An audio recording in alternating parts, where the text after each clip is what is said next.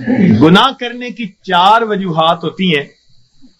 अल्लाह रब्बुल इज्जत ने उन 4 वजूहात का तज़किरा कुरान पाक में करके उसका जवाब भी दे दिया।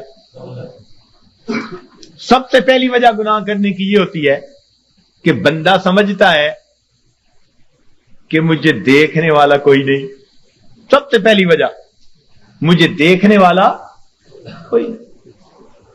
और अगर इस ये पता हो ना कि छोटा बच्चा भी देख रहा है तो गुनाहों से बचेगा। तो जब ये एहसास दिल में हो कि मुझे देखने वाला कोई नहीं, तो ये गुनाह करने की पहली वजह। अल्लाह ताला ने कुरान पाक में इसका भी जवाब दे दिया। फरमाया इन्न रब्बक लबिल मिरसाद, तेरा रब तेरी घात में लगा हुआ है। अब ये मिरसाद किसे कहते हैं? मुफस्सिरीन ने लिखा कि जब कोई शिकारी अपने शिकार पर निशाना बांधना चाहे तो बड़ी तवज्जो के साथ उसको देखता है, हत्ता कि अपने सांस को भी थोड़ी देर के लिए बंद कर लेता है, पलक भी नहीं झपकता। उस कैफियत को मिरसाद कहते हैं। गोया अल्लाह रब्बुल इज्जत हमें इतने गौर से देख रहे हैं जैसे दुनिया में कोई शिकारी अपने शिकार को गौर और तवज्जो के साथ देख रहा है। तो जब हमें इतनी बारीकी से देखा जा रहा है तो हम कैसे कह सकते हैं कि देखने वाला कोई नहीं? तो इसका जवाब दे दिया कि ये ना समझना कि देखने वाला कोई नहीं। इन्न रब्बका लबिल मिरसाद। गुनाह करने की अमूमन दूसरी वजह ये होती है कि आदमी समझता है कि किसी को पता ही नहीं चलने दिया। जी मैंने फोन किया, पता नहीं चलने दिया। मैंने फला यूं किया, पता ही नहीं चलने दिया। किसी को पता ही नहीं जी। ये गुनाह करने की दूसरी वजह होती है कि बंदा समझता है किसी को पता ही नहीं। अल्लाह रब्बुल इज्जत इसका भी जवाब देते हैं। फरमाते हैं कि मैं वो जात हूं यअलमु खाइनतल आयुन व मा तुख्फी सुदूर।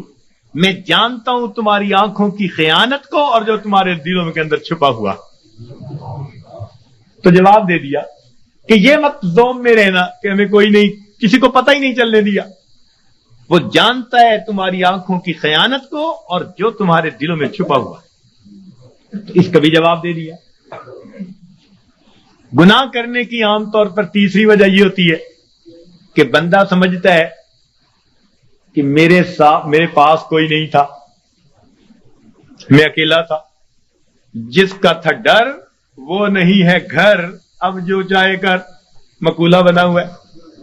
तो जब बंदा महसूस करता है ना जी मेरे पास कोई नहीं था, तो ये गुनाह करने की तीसरी वजह होती है। अल्लाह ताला ने इसका भी जवाब दे दिया।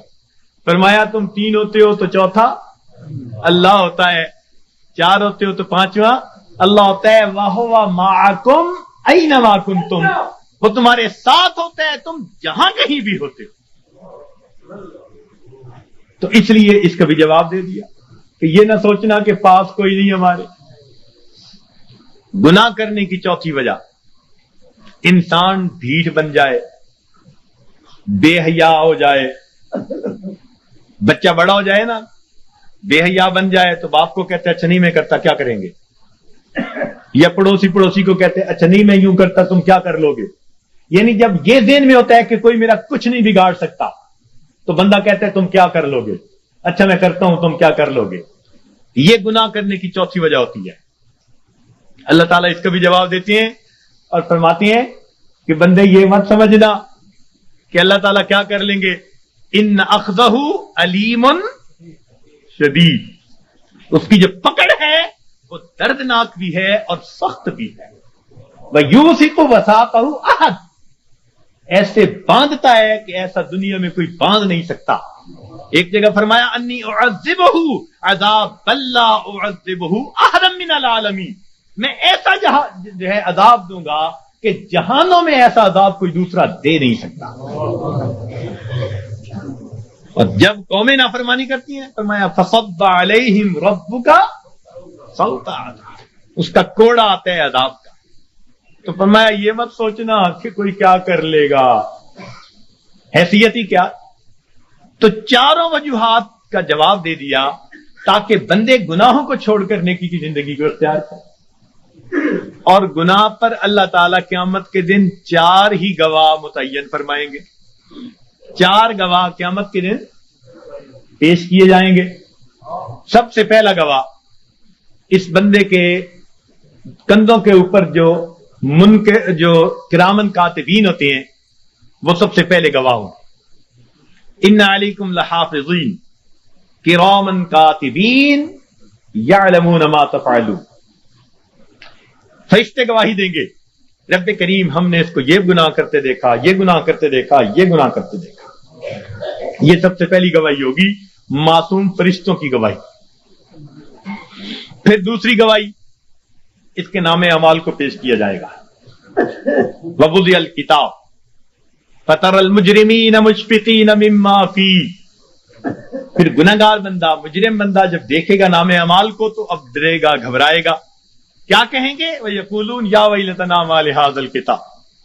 ہائے ہماری کم بختی، یہ کیسی کتاب ہے.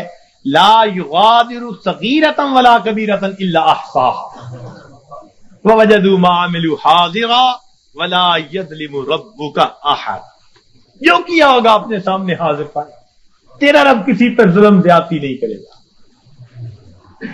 تو یہ دوسری گواہی ہوگی. اور تیسری گواہی اللہ تعالیٰ زمین سے لیں گے. زمین کو پوچھیں گے کہ تو بھی خبریں سنا، تیری پیٹھ پر کیا ہوتا رہا. یومئذ تحدث اخبارها بان ربک اوحی لها. زمین گواہی دے گی، بتائے گی کہ میری پشت پر اس نے فلاں جگہ یہ گناہ کیا، فلاں جگہ یہ گناہ کیا، اس گناہ کے لیے چل کے گیا تھا. زمین گواہی دے گی. اور چوتھے گواہ وہ انسان کے جسم کے اپنے اعضاء ہوں گے. اس کے اوپر گواہی دیں گے سمعہم وابصارہم وجلودہم بما کانوا یکسبون. اس کی آنکھیں، اس کی زبان، اس کے کان، یہ سب اس کی گواہی دیں گے. اور پریشان ہوں گے اس وقت لوگ. وقالوا لجلودہم لما شہدتم علینا. اس وقت اپنے اعضاء کو یہ کہیں گے کہ تم نے کیوں گواہی دی؟ اور تمہاری لذتوں کی خاطر ہی تو ہم گناہ کرتے تھے، تم نے کیوں گواہی دی؟ قالوا انطقنا اللہ الذی انطق کل شیء. وہ اعضاء کہیں گے ہمیں اللہ نے گویائی دی جس نے ہر چیز کو گویا کیا، اس لیے جو دیتا ہم تو اس کی پوری رپورٹ اپنے رب کو پہنچائیں گے. اللہ تعالیٰ فرماتے ہیں وما کنتم تستترون، کہ تم تو پردہ ہی نہیں کرتے تھے اپنے ان اعضاء سے کہ یہ قیامت کے دن گواہ بننے والے. تو کوئی آدمی اپنے اعضاء سے پردہ کر سکتا ہے گناہ کرتے ہوئے؟ انہی سے تو کرنا ہوتا ہے. تو یہ 4 گواہ قیامت کے دن گناہگار کے خلاف پیش کر دیے جائیں گے. اور بندے کے لیے پھر فرار کا کوئی راستہ نہیں رہے گا سوائے اس کے کہ اس کو خود تسلیم کرنا پڑ جائے گا کہ رب کریم ہاں میں نے یہ گناہ کیے، خطائیں کی. تو اس لیے آسان طریقہ یہ ہے کہ ہم دنیا میں ہی ان گناہوں کو چھوڑ کر اپنے رب کریم سے اس کی معافی مانگ لیں، پروردگار سے اس کی معافی مانگ لیں تاکہ اللہ تعالی ہمارے ان گناہوں کو معاف فرما دے.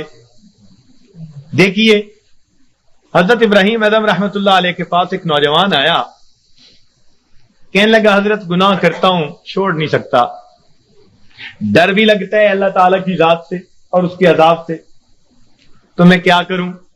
تو اللہ والوں کا دستور ہوتا ہے کہ یہ دھکے نہیں دیتے، یہ نفرت نہیں کرتے، یہ سینے سے لگاتے ہیں، یہ سمجھاتے ہیں، پیار کے انداز میں، محبت کے انداز میں بات سمجھاتے ہیں. تو حضرت نے اسے کہا ہاں میں تجھے ایک ترکیب بتاتا ہوں. وہ بڑا خوش ہو گیا کہ حضرت مجھے ترکیب بتائیں کہ میں گناہ بھی کرتا رہوں اور عذاب سے بھی بچ جاؤں. آپ نے فرمایا بھئی پہلی ترکیب تو یہ ہے کہ تو اگر گناہ کرتا ہے تو اللہ رب العزت کی نگاہوں کے سامنے گناہ کرنا چھوڑ دے، چھپ کے گناہ کیا کر. کہنے لگا جی میں اس کی نظروں سے چھپ کے گناہ تو نہیں کر سکتا. فرمان لگے اچھا ایک دوسرا طریقہ بتاتا ہوں، اور وہ طریقہ یہ کہ تو اللہ رب العزت کا رزق جو دیا ہوا ہے وہ کھانا چھوڑ دے، کہ نہ تمہارا دیا کھاتا ہوں نہ تمہاری بات مانتا ہوں. کہنے لگا جی اللہ کا دیا ہوا رزق کیسے کھانا چھوڑ دوں، یہ تو نہیں کر سکتا. فرمایا اچھا تیسرا طریقہ بتاتا ہوں کہ تم اللہ تعالی کے ملک میں رہتے ہوئے اس کی نافرمانی کرتے ہو، تو یہ زمین و آسمان اللہ کا ملک ہے، اس کی ملک ہے، اس سے نکل کر گناہ کر لو۔ کہ جی میں کیسے نکل سکتا ہوں زمین و آسمان سے باہر؟ پروردگار بھی فرماتے ہیں یا معاشر الجن والانس ان استطعتم ان تنفذوا من اقطار السماوات والارض فانفذوا لا تنفذون الا بسلطان۔ اور گڑھے کی مچھلیوں نکلو گے کسی دلیل سے نکلو گے۔ کدھر جاتے ہو؟ سنفرغ لکم ایھا الثقلان۔ اللہ اکبر، ایسا شاہانہ خطاب ہے جو ہلا کے رکھ دیتا ہے۔ سنفرغ لکم ایھا الثقلان، تثنیہ کا صیغہ، اے میری زمین کے بوجھو، یعنی نافرمان جن اور انسان، ان کو مخاطب کیا گیا۔ اے جنوں اور نافرمان انسانوں، ہم اپنے آپ کو تمہارے لیے فارغ کر رہے ہیں، ان قریب اپنے آپ کو فارغ کر رہے ہیں۔ ہم تمہاری خبر لیتے ہیں، تمہارا پتہ کرتے ہیں۔ جیسے ماں کوئی کام کر رہی ہو نا، بچے کو دھمکاتی، کہتی ہے میں آتی ہوں، یہ نہیں کہ آ نہیں سکتی، دھمکانا مقصود ہوتا ہے۔ تو فرمایا اے میری زمین کے بوجھو، ہم اپنے آپ کو ان قریب تمہارے لیے فارغ کر رہے ہیں، نپٹیں گے تمہارے ساتھ، ہمیں حساب لینا بھی آتا ہے۔ وَنَضَعُ الْمَوَازِينَ الْقِسْطَ لِيَوْمِ الْقِيَامَةِ۔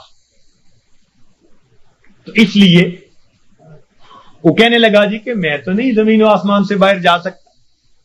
فرمایا اچھا پھر میں آپ کو ایک تجویز اور دیتا ہوں، وہ یہ کہ اگر تم گناہ کرتے رہو گے تو نامے اعمال میں بہت سارے گناہ ہوں گے۔ اب جب ملک الموت آئے گا تو اس وقت تم اسے کہنا کہ بھئی تھوڑی دیر انتظار کر لو تاکہ میں سچی توبہ کر لوں۔ کہنے لگا حضرت اس نے تو انتظار نہیں کرنی، جس سانس میں موت آنی ہے اس سے اگلا سانس بندہ نہیں لے سکتا۔ اذا جاء اجلهم فلا يستأخرون ساعة ولا يستقدمون فلا يستطيعون توصية ولا الى اهلهم يرجعون۔ وصیت کرنے کی بھی فرصت نہیں ہوگی۔ اس نے کہا حضرت میں یہ نہیں کر سکتا۔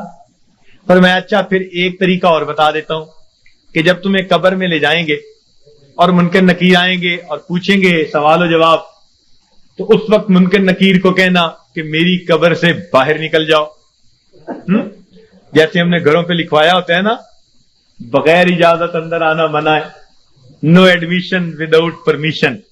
تو تم بھی کہنا بھائی بغیر اجازت کیوں آئے؟ اس نے کہا جی وہ مجھ سے پوچھ کے تھوڑا آئیں گے۔ پر میں اچھا پھر ایک آخری بات باقی رہ گئی، وہ تجویز بتاتا ہوں۔ اس نے کہا کون سی؟ کہ قیامت کے دن جب تمہارے گناہ اللہ رب العزت کے حضور پیش کیے جائیں گے اور اللہ تعالیٰ تمہیں جہنم جانے کا حکم دیں گے اور فرشتے پکڑ کے لے جانے لگیں گے، تو ضد کر کے کھڑا ہو جانا میں نہیں جاتا۔ اس نے کہا حضرت فرشتوں کے سامنے میری کیا حیثیت ہے کہ میں کہوں میں نہیں جہنم میں جاتا؟ جب اس نے کہا میری کیا حیثیت ہے تو اس وقت فرمایا، اس وقت اس کو ٹھوکر لگائی، فرمایا کہ اے دوست جب تو ان میں سے کچھ بھی نہیں کر سکتا تو اپنے رب کی نافرمانی ہی کیوں کرتا ہے؟ اس نے کہا حضرت مجھے بات سمجھ آ گئی، آج کے بعد میں اپنے پروردگار کی نافرمانی نہیں کروں گا۔ تو یہ اللہ والوں کے سمجھانے کا انداز ہوتا ہے، وہ اچھے انداز میں بات سمجھاتے ہیں۔ تو اس نے گناہوں کو چھوڑنے کا فیصلہ کر لیا۔ تو گناہ ہم جو کرتے ہیں یہی گناہ ہمیں پریشان رکھتے ہیں۔ یاد رکھیے گناہوں کی وجہ سے ہی افراد مصیبتوں میں پڑتے ہیں اور قومیں مصیبتوں میں پڑتی ہیں، اور نیکی کے ذریعے اللہ رب العزت ان کو مصیبتوں سے نکالا کرتے ہیں۔ آج ہماری حالت تو یہ ہے کہ کام کرتے ہیں بھنگیوں والے اور تنخواہ مانگتے ہیں بادشاہوں والے۔ یاد رکھنا مسلمان کے لیے دنیا میں دو راستے ہیں، نیکی کرے گا امام عالم، اور اگر گناہ کرے گا تو غلام عالم بنے گا۔ نیکی کی زندگی ہوگی تو امام عالم بنے گا، اور اگر گناہوں بھری زندگی ہوگی تو کیا بنے گا؟ آج من حیث القوم ہم کیا بنے پھرتے ہیں؟ تیرے ہاتھ میں ہو قرآن تو دنیا میں رہے پریشان، تیرے ہاتھ میں ہو قرآن اور تو دنیا میں پھرے ناکام، تیرے ہاتھ میں ہو قرآن اور تو دنیا میں پھرے غلام۔ غلامی نفس کی ہو، شیطان کی ہو یا کسی انسان کی ہو، نہ ہمیں کہتا ہے یہ قرآن، اور میرے ماننے والے مسلمان، اقرا وربک الاکرم، تو پڑھ قرآن، تیرا رب کرے گا تیرا اکرام۔ تو مومن کے لیے دنیا میں دو راستے ہیں، فرما برداری کی زندگی گزارے گا تو امام عالم، اور نافرمان بن کر، فاسق و فاجر بن کر زندگی گزارے گا تو غلام عالم۔ تیسرا راستہ اس کے لیے کوئی نہیں۔ تو گناہوں کو چھوڑ کر ہماری زندگی پرسکون ہو سکتی ہے۔ یہ بات بتانے کی ضرورت اس لیے پیش آئی کہ آج کل اکثر جو سالکین آتے ہیں وہ پریشانیاں دنیا کی لے کے آتے ہیں، پھنسے ہوتے ہیں دنیا میں، آتے ہیں تو دو تین باتیں کرتے ہیں۔ آتے ہی سب سے پہلی بات، حضرت میں نے بڑے بڑے مشائخ کو دیکھا ہے مگر آپ سے بیعت ہوا ہوں، یعنی احسان جتلا رہے ہیں کہ میرا آپ پر احسان کہ میں بیعت ہوا۔ واہ واہ، حضرت میں نے بڑے بڑے مشائخ دیکھے ہیں مگر میں نے بس آپ سے بیعت کی کہ تاکہ ان کے دل میں پہلے سے یہ احسان مند ہو جائے، اور حضرت بس میں نے اب حالات آپ کو ہی بتانے ہیں۔ اور حالات کیا بتاتے ہیں؟ بس حضرت کاروبار کوئی اچھا نہیں چل رہا، کوئی تعویذ دے دیجیے پڑھنے کے لیے، ویسے میں نے جلدی گھر جانا ہے۔ دوسری بات، حضرت بس بیوی سے کچھ بنتی نہیں ان دنوں، کچھ اس کے لیے بھی پڑھنے کو بتا دیں، ویسے میں نے جلدی گھر جانا ہے۔ اور تیسری بات کیا کرتے ہیں؟ حضرت ورد وظیفہ تو ہوتا نہیں، کچھ خود ہی پھونک مار دیں، ویسے میں نے جلدی گھر جانا ہے۔ اب اگر یہ باتیں لے کر آئیں گے تو ذکر و سلوک کیا سیکھیں گے؟ اللہ تعالیٰ ایسے تو نہیں ملتا نا کہ انسان دنیا لے کر آئے اور دنیا کے مسائل کی باتیں پوچھ کے واپس جائے اور سمجھے مجھے اللہ مل جائے گا۔ پھر کہتے ہیں جی 3 سال سے بیعت ہو گئے، 5 سال سے بیعت ہوئے، ہوا تو کچھ نہیں، ہم نے کچھ نہیں کیا۔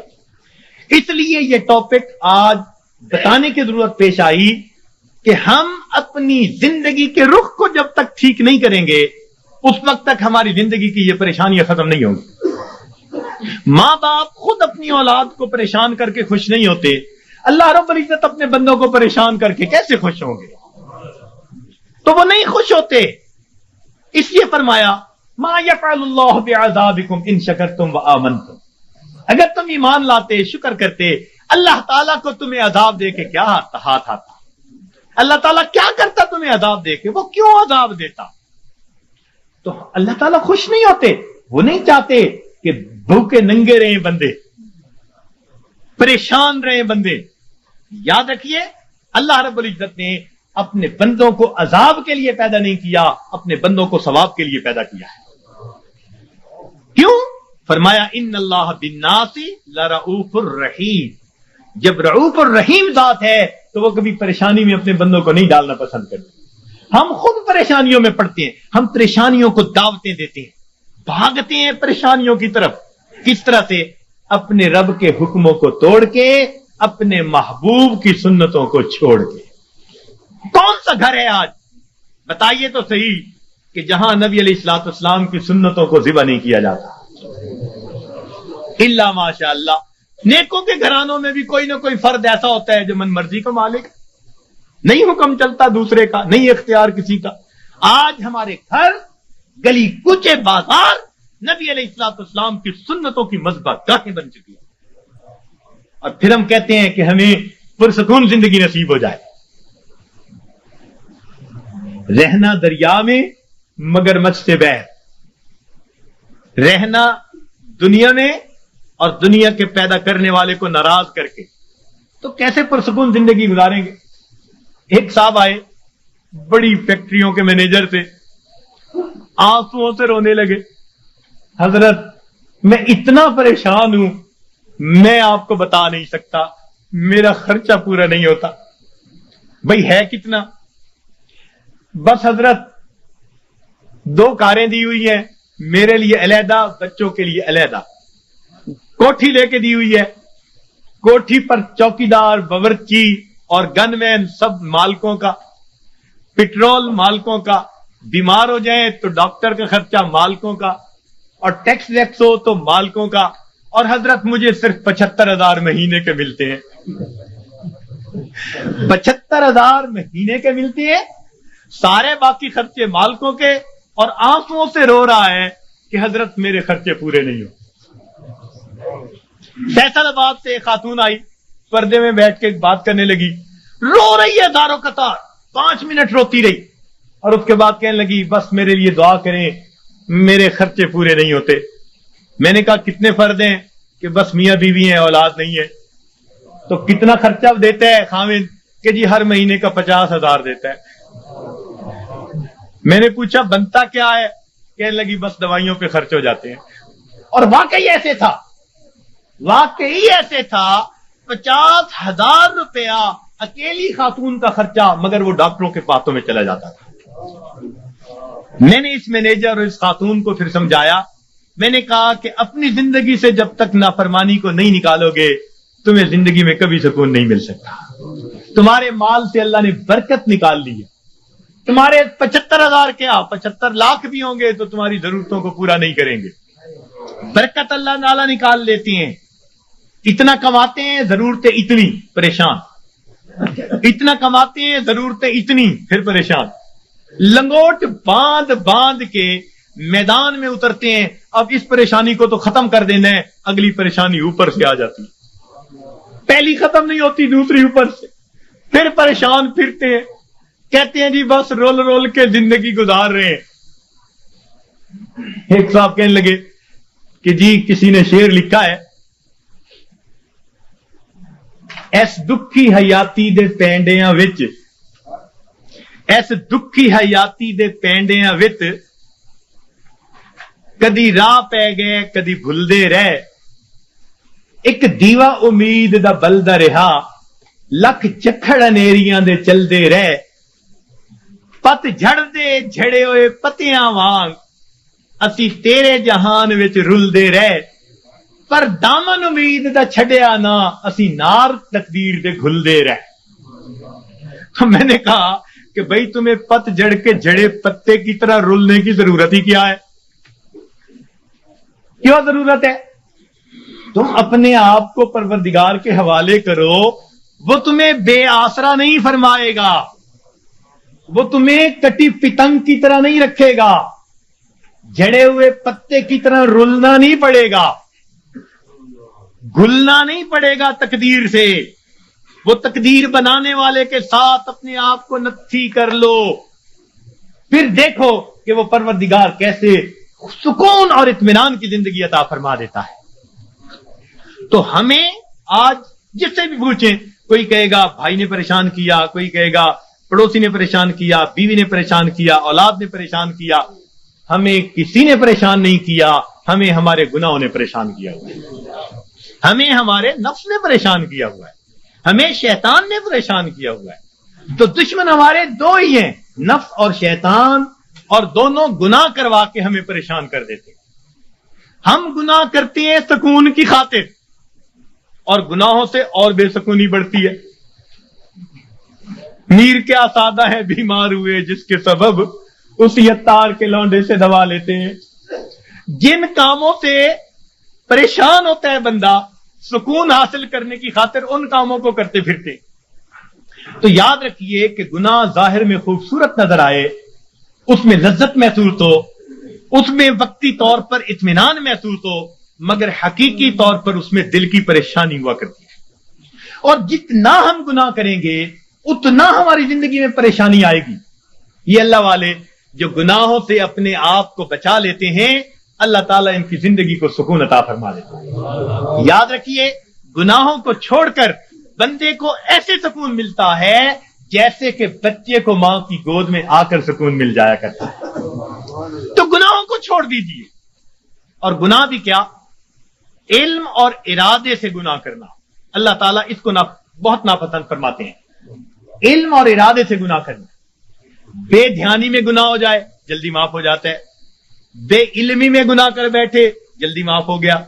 जब इंसान अपने इल्म और अपने इरादे से सोच समझ कर गुनाह कर रहा होता है, फिर अल्लाह रब्बुल इज्जत की नाराजगी आती है।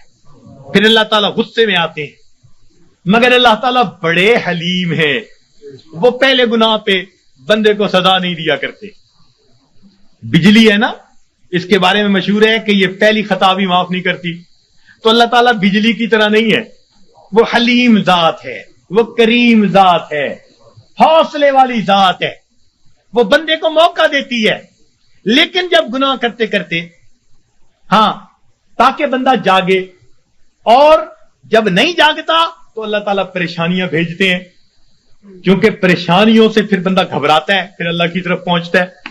اس لیے کسی عارف نے کہا، سکھ دکھا تو دیواں وار، دکھا آن ملایوم یار۔ سکھ دکھا تو دیواں وار کہ دکھا آن ملائم یار، خوشیاں سلاتی ہیں اور غم جگاتے ہیں۔ تو اللہ تعالیٰ پھر غم بھیجتے ہیں، بیماری بھیج دی، پریشانی بھیج دی، ناکامی بھیج دی، پھر پریشان ہوتے ہیں، تو جو اچھے جو ہے لوگ ہوتے ہیں وہ اس وقت پھر رب کی طرف آتے ہیں کہ ہمیں جگانے کے لیے یہ بات آئی، پھر وہ نمازیں بھی پڑھ رہے ہوں گے، تہجد بھی پڑھ رہے ہوں گے، اوراد و وظائف بھی کر رہے ہوں گے، وہ سمجھ رہے ہوں گے کہ اللہ تعالیٰ ہمیں اپنے گھر کی طرف بلانا چاہتے ہیں۔ پاک ہے وہ پروردگار جو اپنے بندوں کو پریشانیوں اور مصیبتوں کی زنجیروں میں باندھ کر اپنے گھر کی طرف بلا رہا ہوتا ہے۔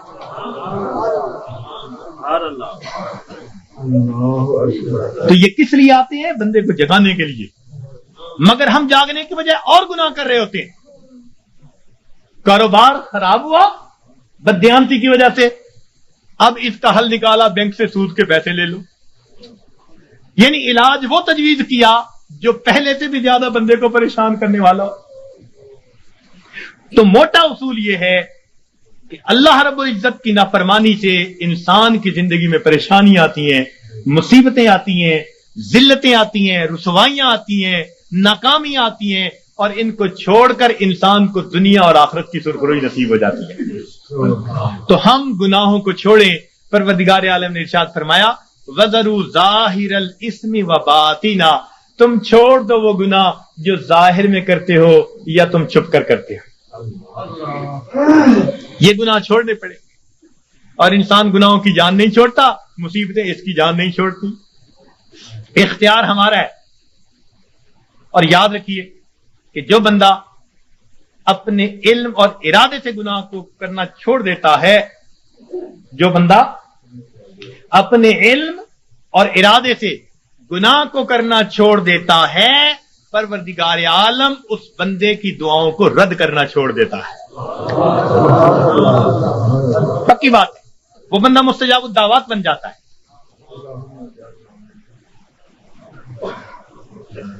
جو بندہ اپنے علم اور ارادے سے گناہ کرنا چھوڑ دیتا ہے، پروردگار عالم اس بندے کی دعاؤں کو رد کرنا چھوڑ دیتا ہے۔ پوچھتے ہیں حضرت اسم اعظم بتاؤ، اس سے بڑا اسم اعظم اور کیا ہے؟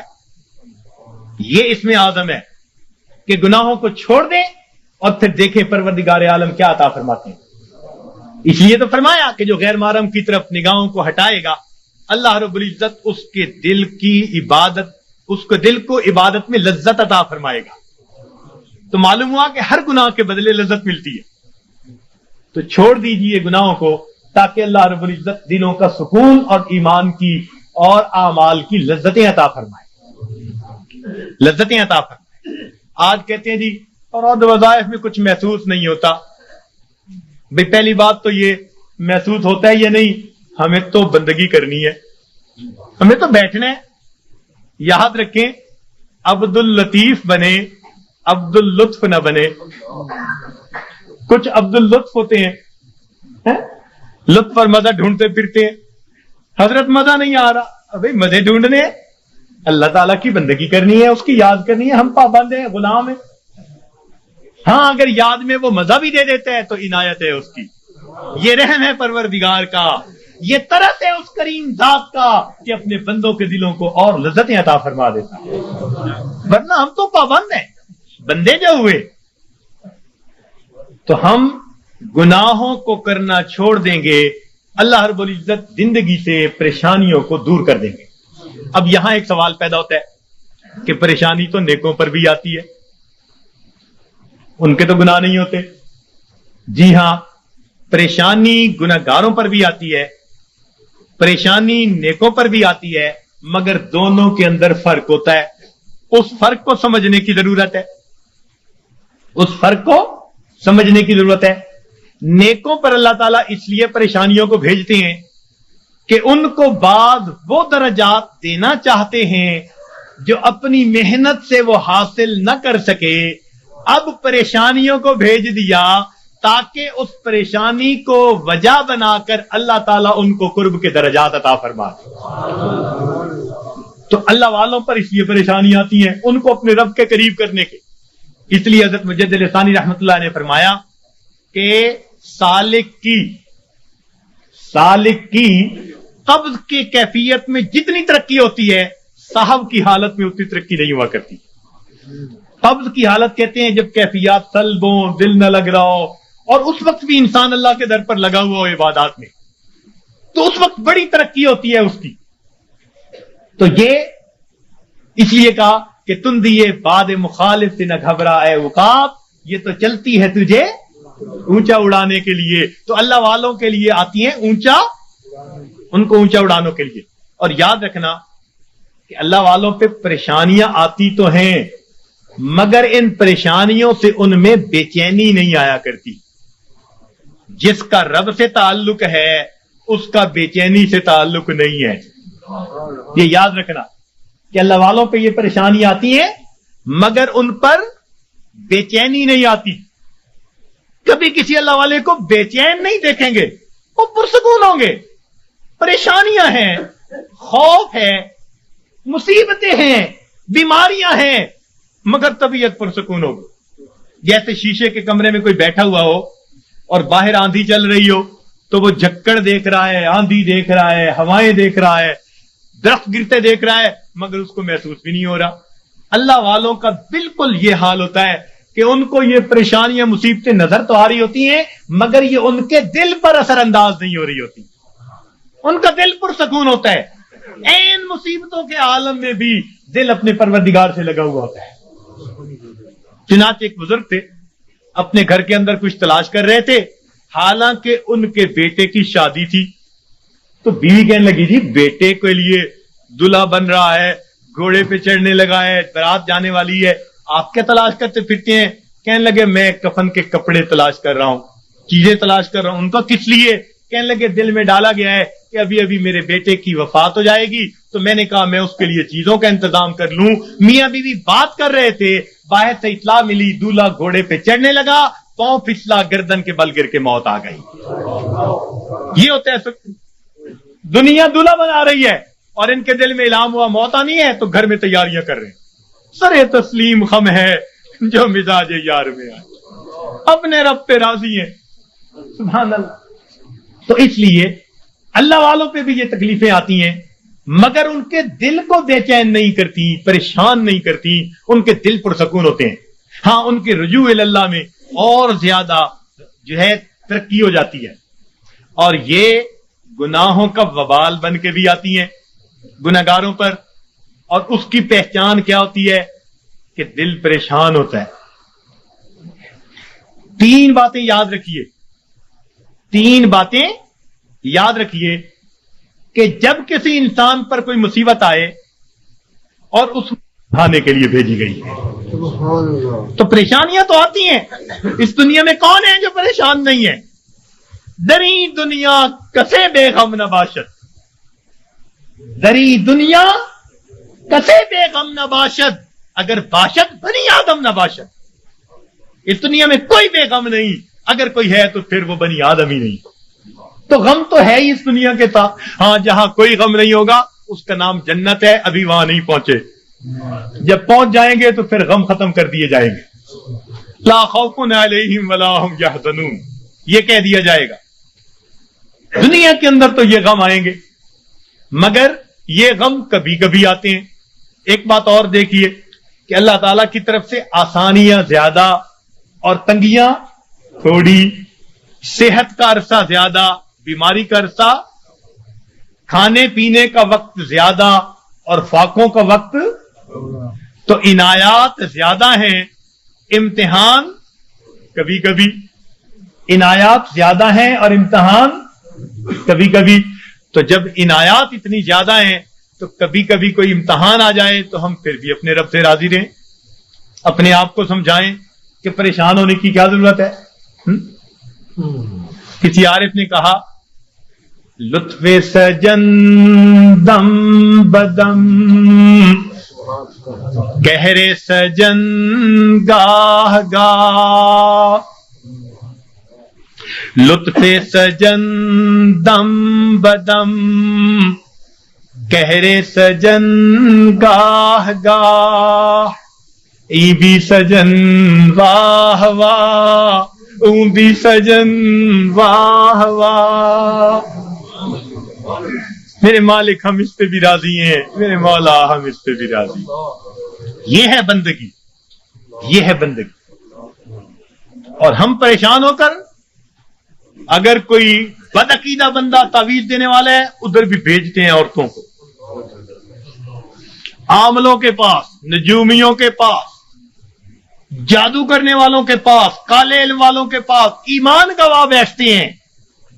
اور بڑے بڑے نمازی اور سالک اور ذکر مراقبہ کرنے والے پریشان ہو کر. ہرگز نہیں. پریشانیوں کے اندر کبھی ایسے لوگوں کی طرف نہیں جانا, پریشانی کے وقت میں اپنے پروردگار کے گھر کی طرف آنا ہے. مسجد کی طرف آئیں اور اللہ سے اپنے دل کی بات کہیں, اللہ کے سامنے اپنے دل کا دکھ بیان کریں. جب دل کا دکھ اللہ کے سامنے بیان کریں گے تو پروردگار پھر ہماری اس مناجات کو قبول فرما لیں گے. تو ہمیں کسی نے پریشان نہیں کیا, ہمیں ہمارے گناہوں نے پریشان کر رکھا ہے.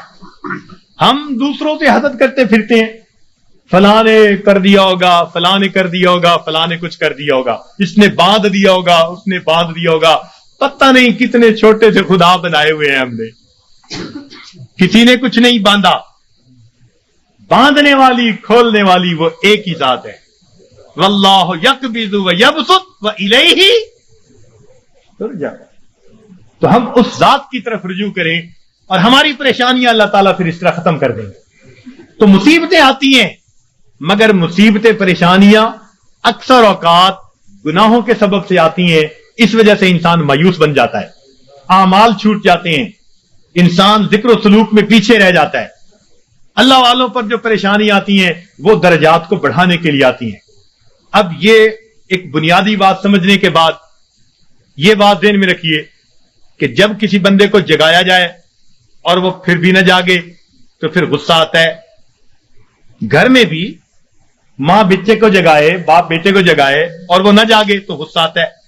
جب اللہ تعالیٰ بندوں پر پریشانیاں بھیجتے ہیں اور وہ پھر نہیں جاگتے, یہ اللہ تعالیٰ کے غصے کا سبب بنتا ہے.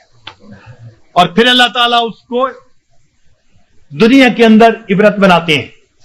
فرماتے ہیں اولا یرون انہم یفتنون فی کل عام مرتن او مرتین ثم لا یتوبون ولا هم یذکرون. کیا یہ نہیں دیکھتے ہر سال میں ایک دفعہ یا 2 دفعہ ان پر مصیبتیں بھیجی جاتی ہیں, پھر بھی توبہ نہیں کرتے, پھر بھی نصیحت نہیں حاصل کرتے. تو جب انسان جگانے کے باوجود نہیں جاگتا تو پھر اللہ تعالیٰ اپنے عذاب کا کوڑا بھیجتے ہیں. جب انسان گناہوں میں گھر جاتا ہے پھر اللہ تعالیٰ اس پر ہاتھ ڈالتے ہیں, پھر اس کو جہنم کی آگ میں بھیجتے ہیں. اس لیے فرمایا بلا من کسب سیئۃ, کیوں نہیں جس نے گناہ کیا, وَأَحَاطَتْ بِهِ خَطِیئَتُهُ, اور اس کی گناہوں نے اس کا احاطہ کر لیا, فَأُولَٰئِکَ أَصْحَابُ النَّارِ هُمْ فِیہَا خَالِدُونَ. یہ ہیں آگ میں بھیجے جانے والے, ڈالے جانے والے, جو ہمیشہ ہمیشہ وہاں رہیں گے کہ گناہوں نے اس کا احاطہ کر لیا. تو کبھی کبھی گناہ بندے کو گھیر لیتے ہیں. جھوٹ کی زندگی, جھوٹ کی زندگی. اب غلط تعلق ہے کہیں, بندے بندے کے سامنے جھوٹ بول رہا ہے, پردے ڈالتا پھر رہا ہے, اس کے سامنے جھوٹ, اس کے سامنے جھوٹ, اس کے سامنے جھوٹ. حدیث پاک کا مفہوم کہ بندہ جھوٹ بولتے بولتے اتنا جھوٹ بولتا ہے اللہ تعالیٰ فرشتوں کے ذریعے نام اعمال میں کذاب لکھوا دیتے ہیں, جھوٹوں کے دفتر میں نام لکھا جاتا. چھپاتے پھرتے ہیں بندوں سے, پروردگار سے تھوڑا چھپا سکیں گے ان باتوں کو. تو کبھی کبھی انسان اپنی بری عادات کو نہیں چھوڑتا اور گناہوں کے اندر گھر جاتا ہے ان کو چھپانے کی خاطر، اور یہی چیز اس کے لیے مصیبت بن جاتی ہے۔ پھر ذکر میں ترقی کیسی، سلوک میں آگے بڑھنا کیسا؟ اب کبھی کبھی اوراد وظائف کر رہے ہیں، ساتھ کبیرہ کبھی مرتکب ہو رہے ہیں۔ یہ تو ایسا ہی ہوا جیسے گولیاں بھی کھا رہے ہیں اور ساتھ ساتھ زکام کے ہوتے ہوئے برف والا پانی بھی پیتے پھر رہے ہیں، تو زکام کیسے دور ہوگا؟ اسی لیے ذکر و سلوک میں آنے کے لیے پہلا قدم یہ ہے کہ انسان اپنے گناہوں سے سچی توبہ کر لے۔ یہ پہلا قدم ہے، یہ پہلا قدم ہم اٹھا لیں، پھر دیکھیے یہ تھوڑی دیر کا مراقبہ ہمارے لیے معلوم نہیں کتنی برکتوں کا باعث بن جائے گا۔ ہم جو کہتے ہیں نا ہوتا کچھ نہیں، ہمارے مشائخ بڑی اللہ، ان حضرات نے اپنے مشائخ جن کی خدمت میں ہم نے اپنا وقت گزارا، ہم نے ان کی توجہات کو دیکھا، میرے دوستوں، میرے مہربانوں، ہمیں تو جو ملا اپنے مشائخ کی توجہ سے ملا۔ اپنا عمل کچھ نہیں، اپنی محنت کچھ نہیں، 100% اگر کہیں کہ ان کی توجہات سے ملا تو ہم مسجد میں بیٹھ کر بھی سچ بولنے والے ہوں گے۔ ان کی توجہ سے ملا، اور ہم تو ویسے بھی فضلی ہیں کہ ہمارا تعلق ماشاءاللہ خانقاہ فضلیہ سے، تو ظاہر میں بھی فضلی ہے اور سچی بات ہے ویسے بھی فضلی ہے۔ جو ہوا ہے اللہ کا فضل ہی ہوا ہے، اور اب بھی یہاں سے اللہ کا فضل مانگنے ہی آئے بیٹھے ہیں، اللہ کا فضل مانگنے ہی آئے بیٹھے ہیں۔ تو اس لیے جب ہم گناہوں کو چھوڑ دیں گے، خود بخود اوراد و وظائف کی توجہات کے جو اثرات ہوں گے وہ دل کے اوپر آنے شروع ہو جائیں گے۔ ہمارے حضرت خواجہ احمد سعید قریشی رحمۃ اللہ علیہ، احمد الشرقیہ والے، ان کے حالات زندگی میں حضرت سید وار حسین شاہ رحمۃ اللہ علیہ نے یہ واقعہ لکھا، فرمایا کہ وہ کبھی کبھی پورے شہر کے لوگوں کو توجہ دیتے تھے اور فرماتے تھے کہ بعض دلوں سے فیض ٹکرا کر واپس آتا اور مجھے آواز آتی کہ ہمارے لیے اس دل میں کوئی جگہ نہیں ہے، ہمارے لیے اس دل میں کوئی جگہ نہیں۔ تو جب دل پہ گناہوں کی میل ہی اتنی چڑھی ہوئی ہو، پھر توجہات کیا اثر کریں گی؟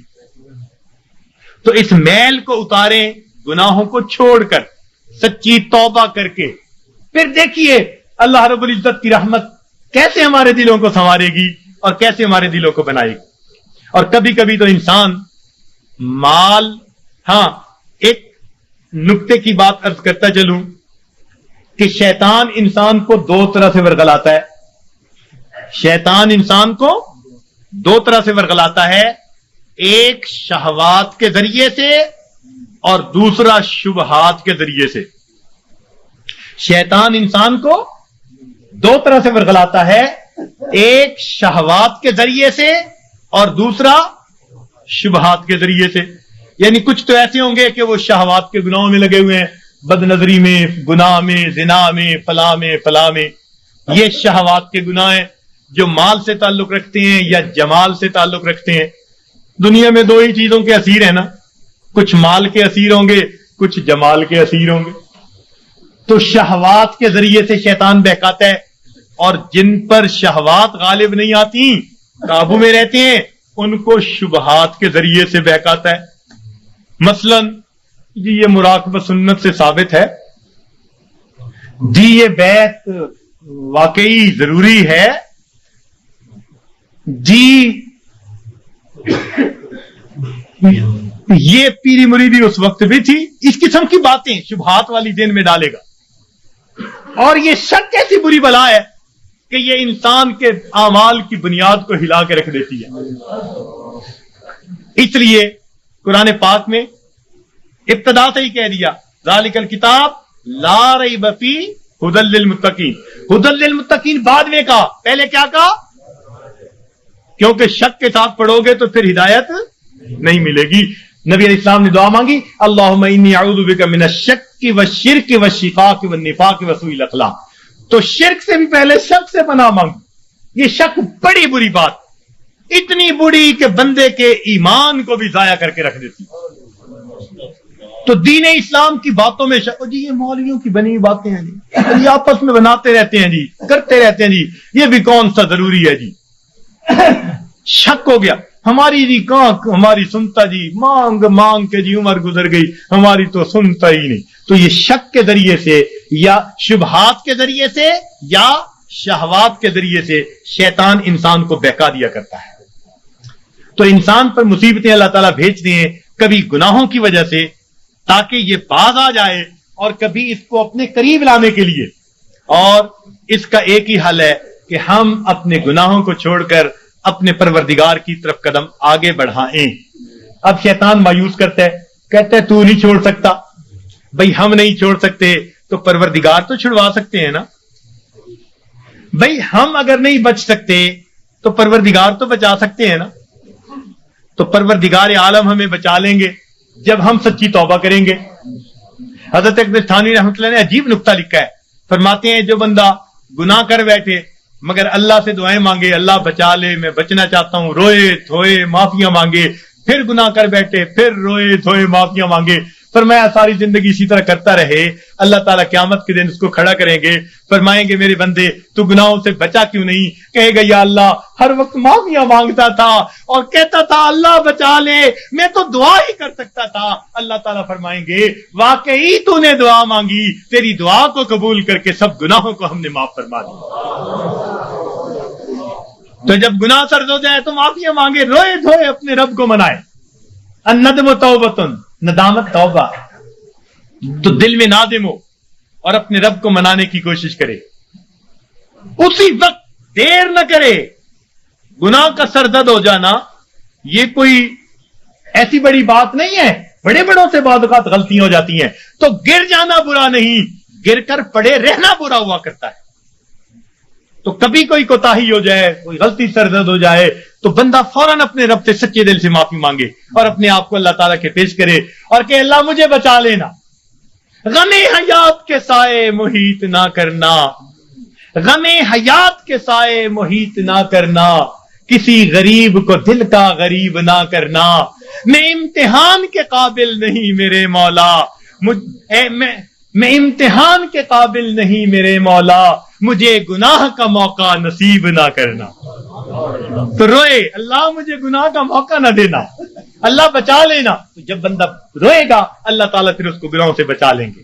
راوے بصری اللہ کی ایک بندی بڑی پیاری دعا مانگتی تھی، کہتی تھی اے اللہ جو آسمان کو زمین پر گرنے سے روکے ہوئے ہے، اللہ شیطان کو مجھ پر مسلط ہونے سے روک دے.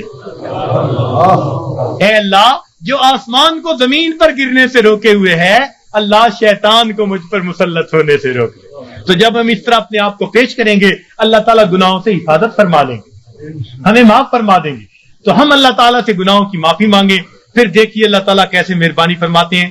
سچی توبہ کریں، پھر اس کے بعد تھوڑے معمولات بھی کریں گے تو ان کے اثرات ہم پر بہت زیادہ مرتب ہو جائیں گے. تو یہ آج کے اس وقت میں دلوں میں عہد کر لیجئے کہ اللہ ہم نے آج تک جو گناہ کیے ہم ان سے سچی معافی مانگتے ہیں، اور آئندہ نیکوکاری پرہیزگاری کی زندگی کا دل میں عہد کرتے ہیں، ارادہ کرتے ہیں. پھر دیکھیے پروردگار اس پر کیا رحمت فرماتے ہیں. اور اللہ تعالیٰ سے راتوں کو اٹھ کر اپنے گناہوں کی معافی مانگیے، تنہائیوں میں معافی مانگیے. حضرت مفتی محمد شفیع رحمۃ اللہ علیہ نے ایک عجیب بات اپنی تفسیر میں لکھی ہے. فرماتے ہیں کہ قرآن پاک کی ایک آیت ہے، مَن یعمل سوءًا یجز بہ، جس بندے نے بھی گناہ کیا اس کو اس کا بدلہ ملے گا. تو فرماتے ہیں کہ اس میں استثناء کسی کا نہیں. مَن یعمل سوءًا یجز بہ، پکی بات ہے، جس نے بھی گناہ کیا اس کو اس کا بدلہ ملے گا، سزا ملے گی. تو فرماتے ہیں کہ اس کا مطلب یہ ہوا کہ ہم جتنے گناہ کر چکے ہیں ہمیں ہر گناہ کے بدلے سزا ضرور ملنی ہے. فرماتے ہیں اب یہ سزا دو طرح کی ہے، سمجھنے والا نقطہ. اب یہ سزا دو طرح کی ہے. ایک تو یہ کہ ہم اس دنیا میں ندامت اور شرمندگی کی آگ میں جلیں، دل میں کڑھیں، اللہ غلطی کر بیٹھے معاف کر دے، یہ بھی آگ میں جلنا ہے. یہ بھی دل میں آگ لگی ہوئی ہے، اللہ معافی دے دے، اللہ پریشان ہوں، معافی مانگتا ہوں، توبہ کرتا ہوں. فرمایا یا تو یہ بندہ سچی توبہ کے ذریعے دنیا کی ندامت کی آگ میں اپنے آپ کو جلا لے، اگر نہیں تو قیامت کے دن اللہ جہنم کی آگ میں ضرور جلائیں گے۔ اب ہمارے لیے آسان راستہ یہی ہے کہ دنیا میں ہی معافی مانگے، ہر گناہ کے بدلے معافی۔ اللہ جو گناہ یاد ہیں ان کی بھی معافی، جو نہیں یاد ہم ان کی بھی معافی مانگتے، تو اللہ تعالیٰ سے اس کی معافی مانگے، پھر دیکھیے اللہ تعالیٰ کتنے خوش ہوتے ہیں۔ اور اللہ تعالیٰ تو رحمت کے وعدے فرماتے ہیں۔ حدیث پاک میں آتا ہے کہ جب شیطان نے بہکانے کے لیے قسمیں کھائیں اور کہا کہ اے اللہ میں تیرے بندوں کو بہکاؤں گا، دائیں سے بائیں سے آگے سے پیچھے سے، وَلَا تَجِدُ أَكْثَرَهُمْ شَاكِرِينَ، اللہ یہ اکثر تیرے ناشکرے ہوں گے۔ تو اس وقت فرشتوں کو بڑی حیرت ہوئی، کہنے لگے اے اللہ اولاد آدم کے لیے تو مشکل بن گئی۔ پوچھا کیسے؟ اے اللہ یہ شیطان دائیں بائیں آگے پیچھے سے بہکائے گا اور بندوں کے لیے تو کوئی راستہ ہی نہیں بچا۔ اللہ تعالیٰ نے فرمایا کہ میرے فرشتوں یہ دو سمتوں کو بھول گیا، ایک نیچے کی سمت، ایک اوپر کی سمت۔ میرا گناہگار بندہ جب اپنے گناہوں پہ پریشان ہو کر میرے در پہ آئے گا اور میرے در پر آ کر ہاتھ پھیلا دے گا، کیونکہ ہاتھ اوپر کی سمت کو اٹھیں گے، ابھی اس کے ہاتھ نیچے نہیں جائیں گے، میں اس کے گناہوں کو معاف فرما دوں گا۔ اور جب میرا بندہ اپنے گناہوں سے پریشان ہو کر اپنے سر کو سجدے میں ڈال دے گا، کیونکہ نیچے کی سمت سے شیطان اثر انداز نہیں ہو سکتا، میرا بندہ ابھی سر نہیں اٹھائے گا، میں اپنے بندے کے گناہوں کو معاف فرما دوں گا۔ تو شیطان نے ایک قسم کھائی تھی، فَبِعِزَّتِكَ، اللہ تیری عزت کی قسم میں تیرے بندوں کو بہکاؤں گا۔ اللہ تعالیٰ نے اس کے جواب میں فرمایا شیطان مردود تو قسمیں کھاتا ہے میرے بندوں کو بہکانے کے لیے، ورغلانے کے لیے، ذرا میری بات بھی سن لے کہ میرے بندے بتقاضائے بشریت گناہ کرتے رہیں گے، اگر اپنی موت سے پہلے سچی معافی مانگیں گے، فَبِعِزَّتِي وَجَلَالِي، مجھے اپنی عزت کی قسم، مجھے اپنے جلال کی قسم، میں ان کی توبہ کو قبول کر لوں گا۔ تو شیطان نے بہکانے کے لیے ایک قسم کھائی تھی، رحمان نے معافی دینے کے لیے دو قسمیں کھائی ہوئی ہیں۔ سبحان اللہ۔ اس لیے اللہ تعالیٰ کی ہر صفت کا ایک نام ہے، لیکن رحمت کی صفت کے دو نام ہیں، رحمان اور رحیم۔ اور کوئی صفت ایسی نہیں جس کے دو نام ہو سوائے رحمت کی صفت۔ وہ تو اتنا کریم آقا ہے، وہ تو بخش کے خوش ہوتا ہے، وہ تو معاف کر کے خوش ہوا کرتا ہے۔ میں ایک مرتبہ بچیوں کو پردے میں درس دے رہا تھا، ایک جامعہ کی دور حدیث کی بچیاں تھیں، تو ان سے میں نے سوال پوچھا کہ بتاؤ دنیا میں سب سے آسان کام کیا ہے؟ ایک بچی نے جواب دیا کہ اپنی ماں کو منانا۔ میں نے پوچھا وہ کیسے؟ کہنے لگی جی کہ ہمارا یہ تجربہ ہے کہ ماں اگر اپنے بیٹے سے ناراض بھی ہونا تو بیٹی سے پوچھتی پھرتی ہے، اس نے روٹی کھا لی، اس کا بستر تو نے بنا دیا، اس کے کپڑے تو نے ٹھیک کر دیے، اب اوپر سے ناراض پھر رہی ہے، مگر ماں کی مامتا اس کو مجبور کر رہی ہے، لہذا بیٹی سے پوچھتی پھرتی ہے، بیٹی کے ذریعے اس کو کھانا پہنچا رہی ہے، دل سے ناراض نہیں، خفا تھی، بچے نے ستایا مگر دل سے خفا نہیں، اس لیے پوچھتی بھی پھر رہی ہے کہ بچے کو سب چیزیں مل گئی یا نہیں مل گئی۔ تو وہ کہنے لگی کہ جب ماں کی مامتا کا یہ حال ہے تو ماں کو منانا بہت آسان ہوتا ہے۔ میں نے کہا ہاں ماں کو منانا آسان صحیح، پھر بھی ماں کے پاس آنا پڑتا ہے۔ بچہ آ کر کہہ دے امی معاف کر دیں، ماں معاف کر دیتی ہے۔ بچہ آ کر ماں کا جسم دبائے، امی معاف کر دیں، معاف کر دیتی ہے۔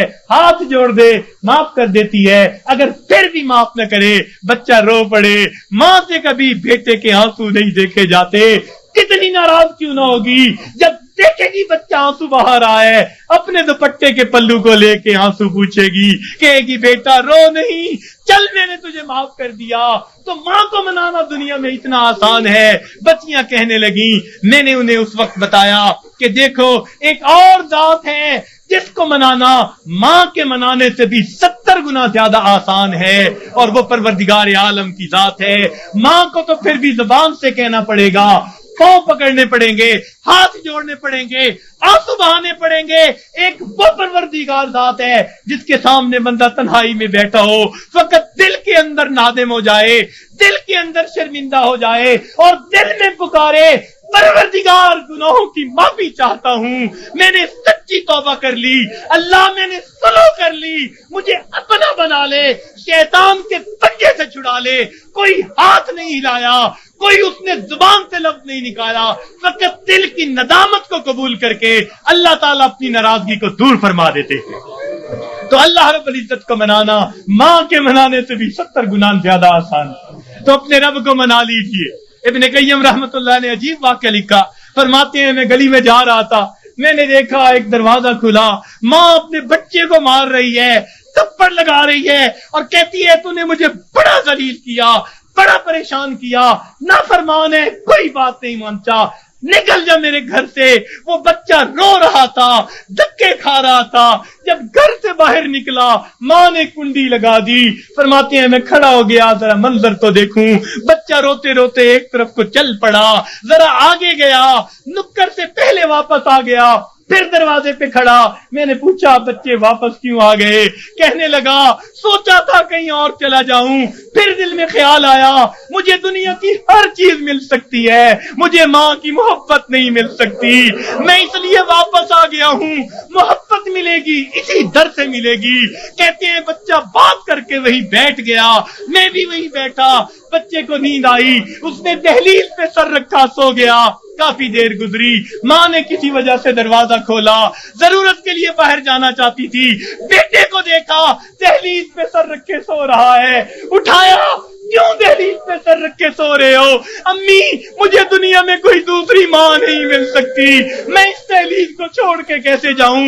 فرمایا بچے کے الفاظ سے ماں کی آنکھوں سے آنسو آ گئے، بچے کو سینے سے لگا لیا، میرے بیٹے جب تیرا یقین ہے اس گھر کے سوا تیرا گھر کوئی نہیں، میرے در کھلے ہیں، آ جا، میں نے تیری غلطیوں کو معاف کر دیا۔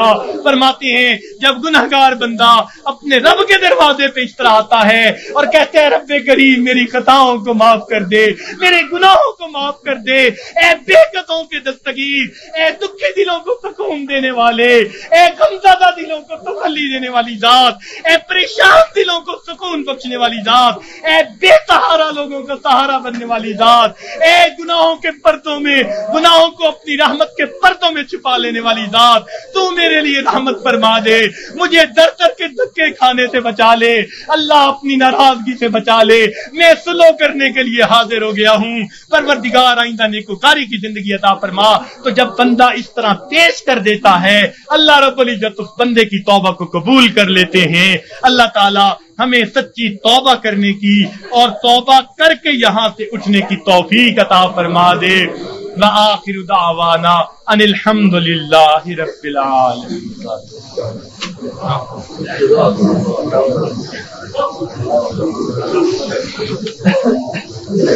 تھوڑی دیر کے لیے سب حضرات مراقبہ کر لیجئے، آنکھوں کو بند کر لیجئے، سر کو جھکا لیجئے، آنکھوں کو بند کر لیجئے، سر کو جھکا لیجئے، زبان تالو سے لگی ہوئی ہو، ہمتاً اللہ رب العزت کی طرف متوجہ ہو جائیے، یہ سوچئے اللہ رب العزت کی رحمت آ رہی ہے، دل میں سما رہی ہے، دل کی ظلمت اور سیاہی دور ہو رہی ہے اور دل کہہ رہا ہے اللہ اللہ اللہ۔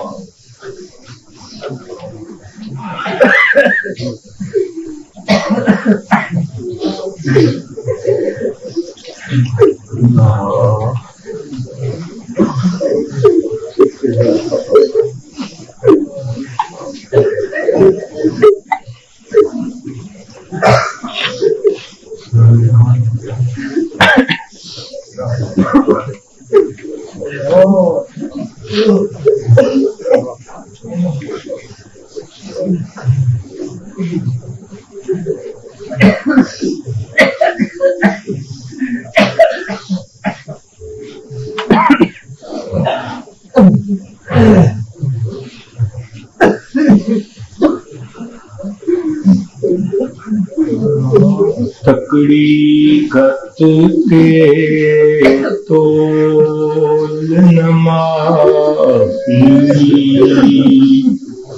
کیسی ڈاڈے بھرے تکڑی گھٹ کے نماہی اسی ڈاٹھے بھرے در آیاں دی لاج تمہانو چاہے کھوٹے تے چاہے کھرے در آیاں دی لاج تمہانو تے نہ کرو پرے پرے غلام فریدا پلے عیب ہزاراں تے کوئی مان پستے کرے